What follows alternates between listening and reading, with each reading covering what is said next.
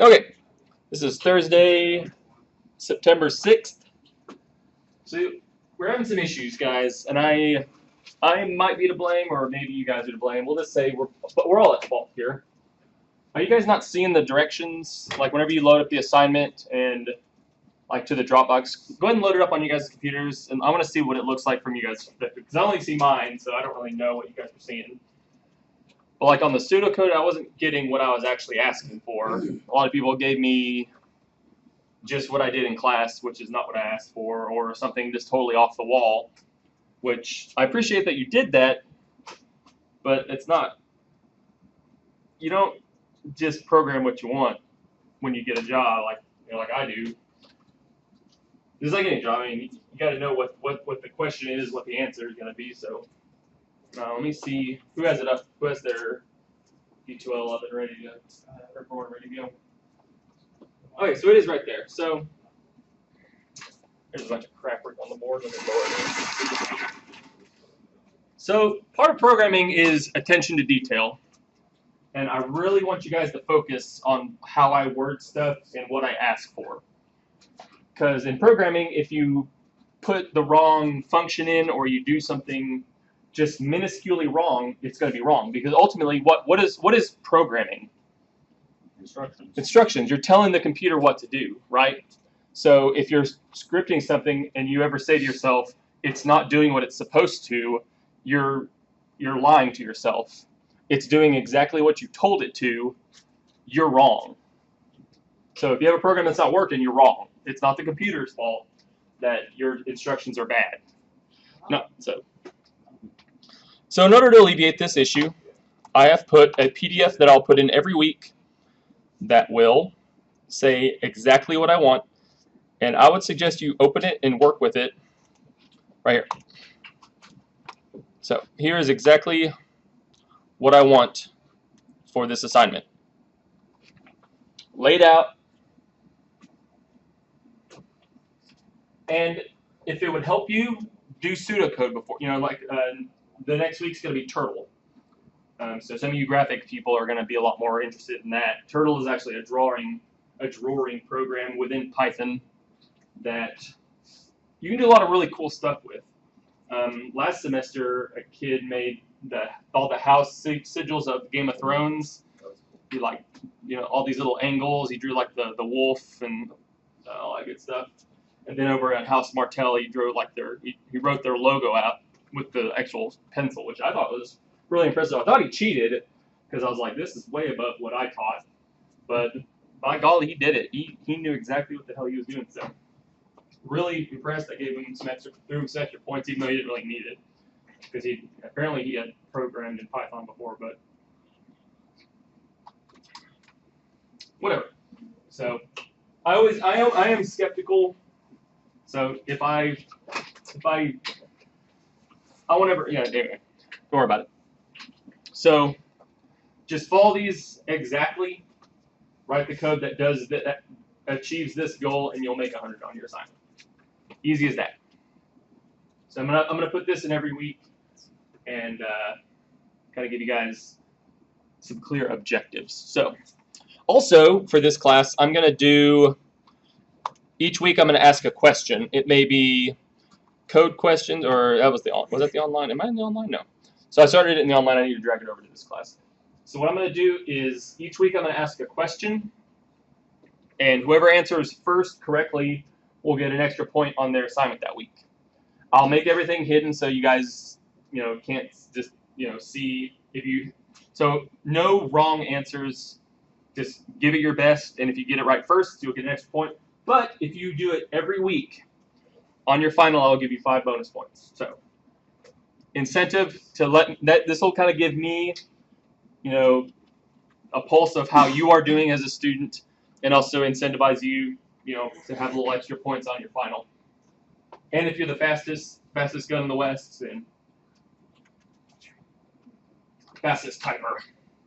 I think I'm going to post them every Monday morning at about, when do I get to work? 7-ish. So I'll try to do it 9 every Monday so that everyone can know when it's going to happen. But And I encourage you guys to take part in that because, like I said, 5 points on a final. If you're just, if you're on the borderline of a C, you can get a B with it. So just try. I want you guys to get involved because this may be the only programming class you ever take, but ultimately this gives you guys power when you guys get a job someday as a graphic designer or whatever you multi people do. I have no idea. I have not an artistic bone in my body. Although I have started painting. Been watching a lot of Bob Ross. So my wife's birthday is Sunday, and unfortunately I won't be done with it. But I'm gonna do a landscape photo or painting for her and put a little something at the bottom. I haven't figured it out yet, but what was I saying? So whatever you guys, multimedia guys, get a job someday, maybe they say, well, we have someone who's same qualifications, but they've been doing it a year longer. What you throw in? Well, if you guys, with building macros inside, I guess does Photoshop have macros that you can build in and stuff? I have no idea. I've never used Photoshop. I think so. What do you multimedia people do? What is the mult? Like, you get a mult associates from Rose State, then what do you do? What kind of job can you get? Don't go all quiet on me. I know 20 of you guys are multimedia. Okay, ideally, what job would you get? In a perfect world, you get a multimedia degree and then you go become a BuzzFeeder. What is it? BuzzFeeder? Yeah, no. Don't work for BuzzFeed unless they pay you a lot. Then go where the money is, I suppose. But That's where the journal I mean, you could be an inside guy. Just put little memes here and there. But no, really, what do you guys do? Speak up. What? Why did you choose multimedia then? I'm programming, so. Well, don't answer. I'm not asking you. So I'm here for this track. Come on, I know 6 of you guys are multimedia. What do you guys want to do? Okay. Is anybody multimedia? Why is it the first day I asked 6 of y'all raise your hands? Yeah, don't be ashamed if that's what you want to do. That's cool, but did you guys change majors? One of the girl that's not here, and then the guy that But I know more than y'all have raised y'all hands. Okay. Okay, what do you guys want to do? What is everyone in here? Cybersecurity. Good portion. Good lines. Wait, what? You in the back? What do you want to do? That's great. No, that's excellent. Okay, so you get your first biomedical engineering, interview, and you're like, I don't have any experience yet, and I'm looking for entry level. And they're like, well, we're looking for someone with a little bit of experience. You go, well, biomedical engineering, you're going to do a lot of mathematical equations. I can write stuff in Python. That gives you an edge over all those other schmucks that didn't take this class. And most people don't take programming if they don't have to. So in cybersecurity, a lot of stuff you're going to do, you can script it. If you want to break into something, rather say you're pen testing, rather than typing in every single command while you do it, you can just script it, hit play, and then go do something else. And if you can say I can program, even if you say I'm a beginner programmer, but I know my way around it, that gives you so much more power than jackoffs that don't have it. So take this class seriously because whenever you guys take cryptography, everyone has to take cryptography that's in CIT or cybersecurity. Ken will ask you, make a Caesar cipher, make a Vignette cipher program, and if you have no idea how to do that, you're going to probably fail. You're going to fail that assignment. But if you pay attention in this class, get your foot in Python, that assignment's going to be super easy because you can just Google how to make a Vignette cipher in Python, and then you just reverse engineer it or just type it out, change it a little bit for what Ken wants. You're done. Easy. So, for the Pro Army, there's a little PewDiePie for you. PewDiePie. Anyway, so today I just want to go over a couple little things. How to make your code look less like crap. And then we'll probably go at 11:30, 11:35-ish. So let's do new file. So whenever you're doing my assignment for this week, I mean, it's very easy just to print off the variables, but it doesn't really mean anything, right? Like, if say you're making this for somebody, your 9-year-old cousin who's having some issues with math, they want to be able to check their homework. So if you just give them output, they're like, well, which one's which? So whenever we do, let's say, variable 1 equals 17. Well, no, let's not do that. Let's do this. Can you make that a little bigger? Yeah, nah, I'll do it in Notepad++. And there's no impetus on you guys using Notepad++. You don't have to. I want to make that very clear. You do not have to use it if you don't want to. So don't think this class, your grade depends on you using Notepad++. I just use it because it's bigger and more beautiful. At least the one in my house is, because this is garbage. But okay, so let's do the first variable.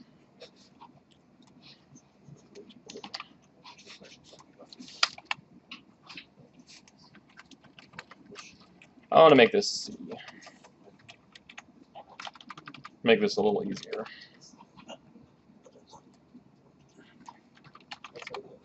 Okay, so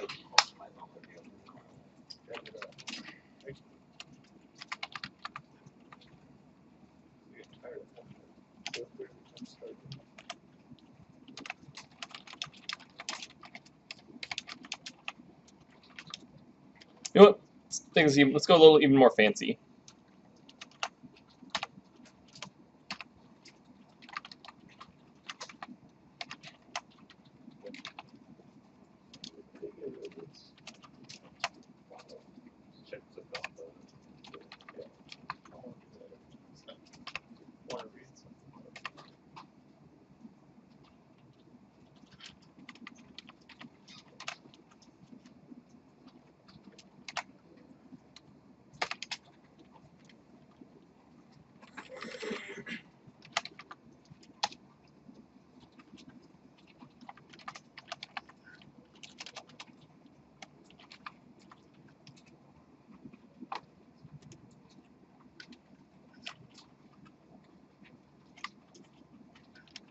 I don't think I'm doing this right. I'm ahead of myself. So let's kill.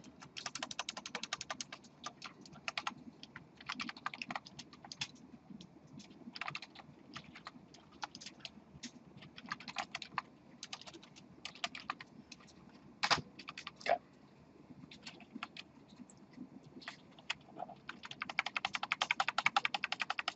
Sorry, I'm changing it a bit.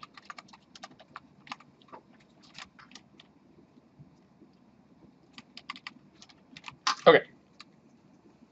So what is this going to do? Somebody in the back.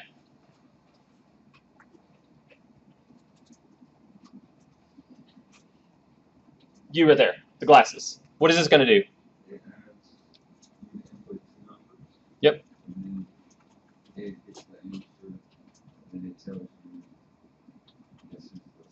Yeah.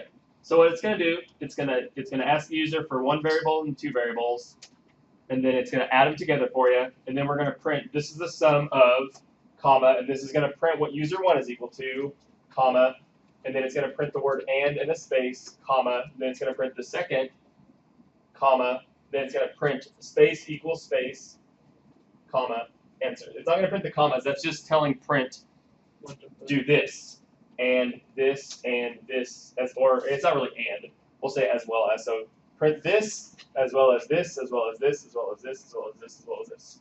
So, when we save it and run it, mother of pearl, F8, 15, 16. There we go. Now, if you're writing a program to add something for somebody, doesn't that look a lot better than just blank, blank, and then the answer?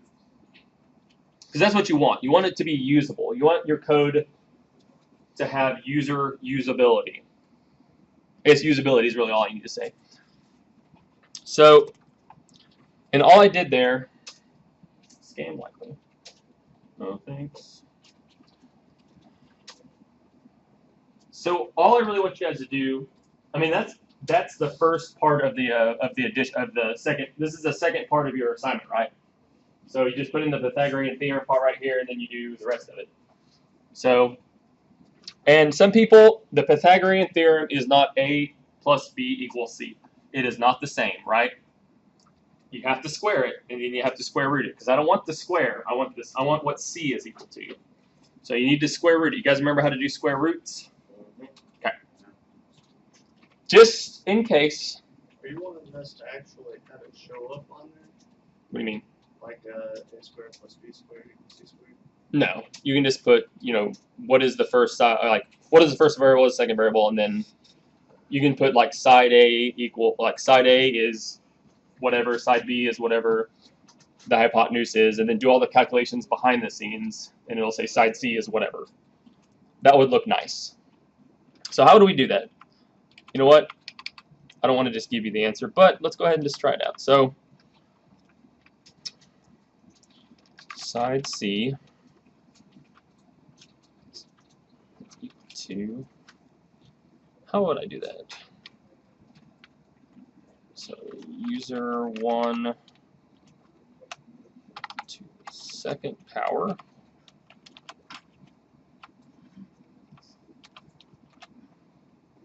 I don't know how we can do it.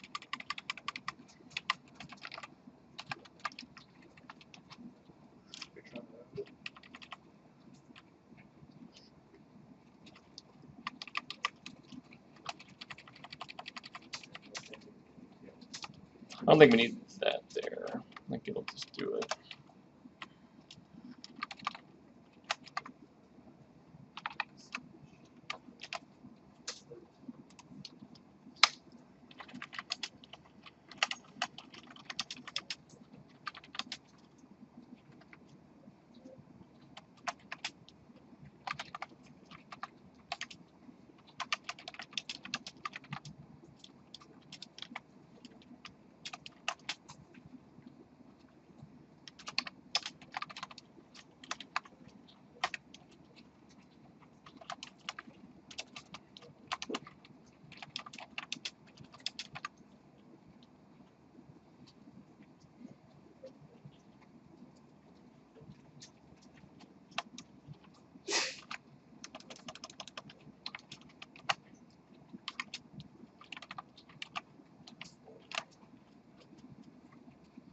I think that'll work.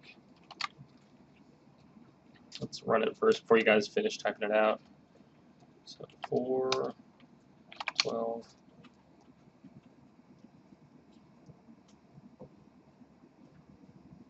Is that right?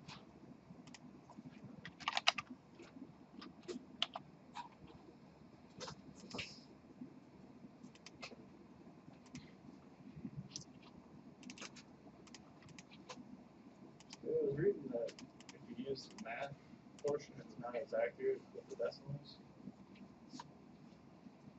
So do you have to use the decimal or not? What do you mean? So there's one for it's like input decimal. Do you can use on Python? I don't know. I've heard. Yeah, I saw the commands import decimal too. I can't remember now. I mean, it looked a lot more difficult. Than Crap, I just closed mine. Yeah.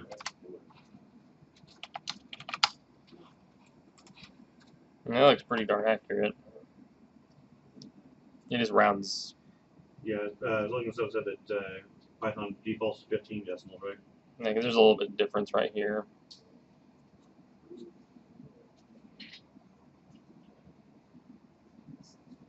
So I'm not sure where it gets off. Well, 04, no, that's right. 04, 06, 7, 3, 5, 1. Well, last round is 7 to 8. Well, because Python rounded it at that point. Yeah, I just wonder why it rounded it up. I'm not sure why it rounds Decimal up. 3. I'm not sure. But that's, I mean, The only way to change it is to the decimals. yeah, you can just, I mean, to 2 decimal places is what I asked. This is what I want you guys to do as a side project. But this is fine. This will get you 100 on the assignment. So see, it looks a little more complicated, but it really isn't that much. We're essentially, rather than putting a whole bunch of lines in there, we're just making it all in one print.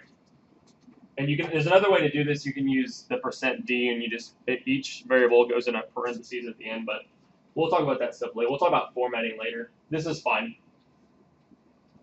So you guys essentially see, does anyone have any questions about what this is doing? Don't be afraid if you do have questions. I encourage them. It'll do nothing but help you and the rest of the class, because other people may have issues as well. Does that make sense?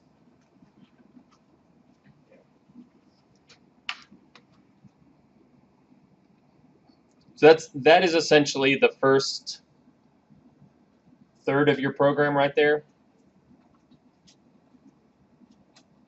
And then just the next part, just make answer equal to user1 minus user2. And then you can, once you get to this point, you can just copy and paste. Like, there's nothing. That's all I want you guys to learn. Control C, Control V. So essentially, you can just do subtraction, multiplication, division, and then you just go. So here's the first one. So let's see. Oh wait, yeah, we don't need this line. So we just need this part. So just copy and paste. So then we can do that. Then we can do that. Then we can do that. Then we can do that. And then we just got to change the word sum to whatever it is, difference. But I don't want to give you guys all the answers. So I want you guys to do that. But that's you can copy and paste. You can literally do that. It's fine. Don't work harder. Work smarter. And what I just had on the board, I had changed everything to be worded properly. There's your 100. It's that simple. So instead of putting variables, we just put answer equal. Answer is a variable.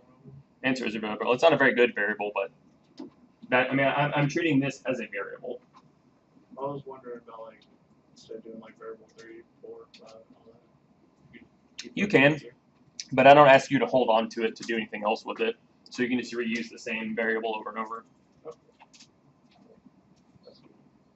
So, because essentially each time you tell answer equals something, you're deleting the old meaning of what this is. So like at this point it equals, we'll say 4 minus 2, 2. So at this point, or 4 plus 2, 2, this equals 6.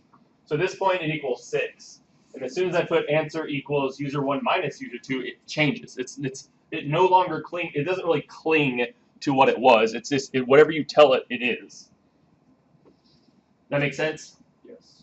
As you change a variable, so think of it as like variable permanence. Like as soon as you change it, you can't really, if you're using it for something else, that's why you want to use good variable names whenever you have longer programs. Say I wanted you to keep these things and then add everything together. Then you would need to go answer sum, answer difference, answer quotient, answer product, and then add all those together. So you want to think about the permanence of them so that they stay what they are, what they're supposed to be.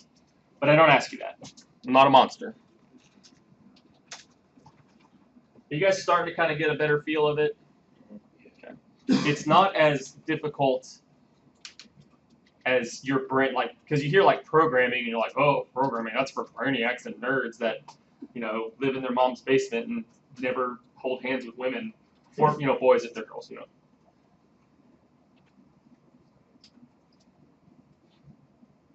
We're not that magoo. We are a little socially inept, but that's fine. We make good money. That's pretty much it. You have to import math to do the square root function. Don't forget about that. On my Python, I had to import square root directly. Use the square root function without saying from math to import square root. Well, you should have did you do this part at the very top? First. And then you did math dot square root? No, I just did square root. Yeah, you have to do math dot. You don't have to do the import from is kind of like from Python 2 that's still in Python 3. You can literally just do math dot because then you're calling that library and then that function within that library. Just by doing that. They simplified it in Python 3. What's up? So running something like that, what commands would you put in to have it restart automatically once it's gotten the answer online? So It's like I said, if you want to do more than one at a time, not have to sit there and close and rerun it each time. So, are you saying like? So you could Basically restarting the function. you can make them functions and then have a continuing like so you can make them all functions and say, you know, which function do you want to call sum, subtraction, multiplication, division, and then you know each one of those is a function, and then you have a function that calls that function, and then within that function you can put while continue variable equals yes, you know, start again. But an easier way to do it, since we haven't really gotten into functions, while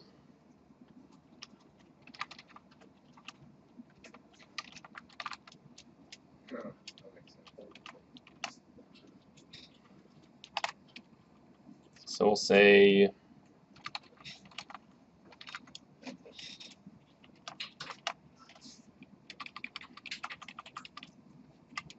and we're not quite to decision structures in this class.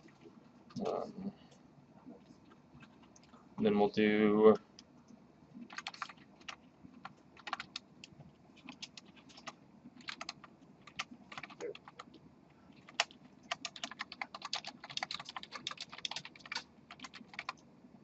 continue.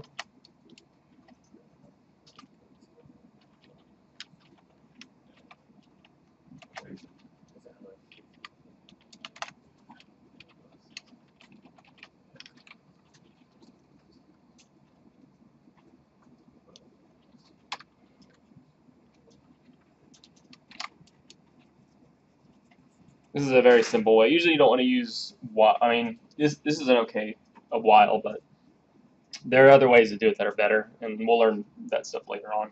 I actually need to brush up on continuing and stuff like that because I don't really use that stuff. I don't really use Python. So whenever we run it,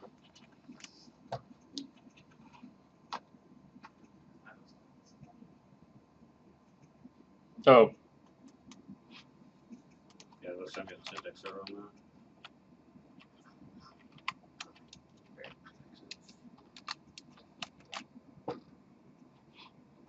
oh, is equal to. You have to put two equal signs because you're testing against is user repeat, is it equal to y? So you got to do the two equal signs. Oops. Ah. Oh, because we have to indent it now. Darn it. Okay. So whenever you use a while, you have to indent. You have to indent everything below that now? Yes, everything that's within the while. Why did it want to?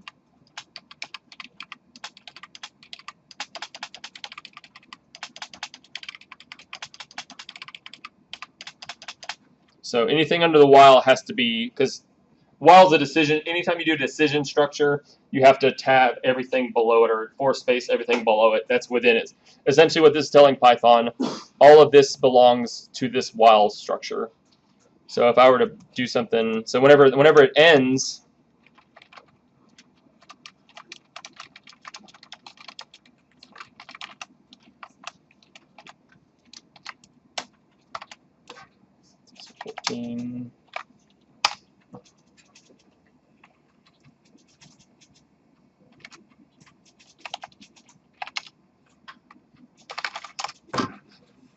we didn't test it for no, it's just anything other than yes.